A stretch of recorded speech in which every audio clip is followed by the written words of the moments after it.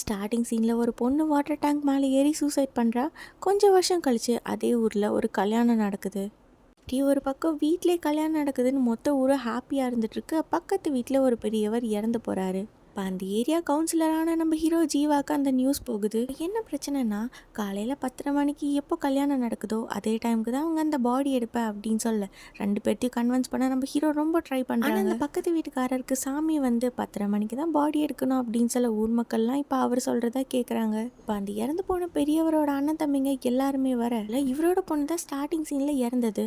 வேற யாருக்கோடையோ பேசிகிட்டு இருக்கிறத தப்பாக நினச்சி ஊர் ஃபுல்லாக ரூமர்ஸை ஸ்ப்ரெட் பண்ணனால தான் அந்த பொண்ணு சூசைட் பண்ணியிருக்கும். இந்த மாதிரி கல்யாணம் நடக்குமா நடக்காதான்னு யோசிச்சுட்டு இருக்கப்போ சௌமியோட ஒன் சைட் லவ்வரான அந்த பையன் மறுபடியும் வந்து சௌமியை டிஸ்டர்ப் பண்ண அந்த பொண்ணு அவனை துரத்திட்டு அப்படியே காட்டுக்குள்ளார ஓட இது டேங்க் மேலே இருந்து பார்த்தவர் அந்த பொண்ணு யார் கூடயும் ஓடி போகிறான்னு நினச்சி ஊர் ஃபுல்லாக சொல்லிடுறாங்க. மாப்பிள்ளை வீடு ஊர் மக்கள் எல்லாருமே நம்ம சௌமியை தான் தேடிட்டு இருக்காங்க.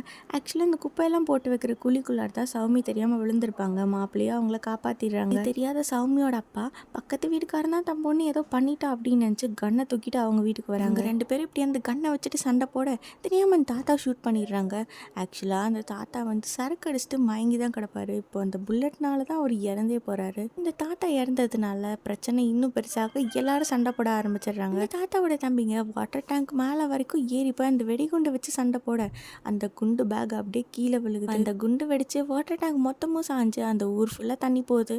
லாஸ்ட்டாக அந்த தாத்தாவை ஷூட் பண்ண குற்றத்துக்காக போலீஸ் வந்து இந்த ரெண்டு ஆளுங்களையும் கூட்டிகிட்டு போயிடுறாங்க.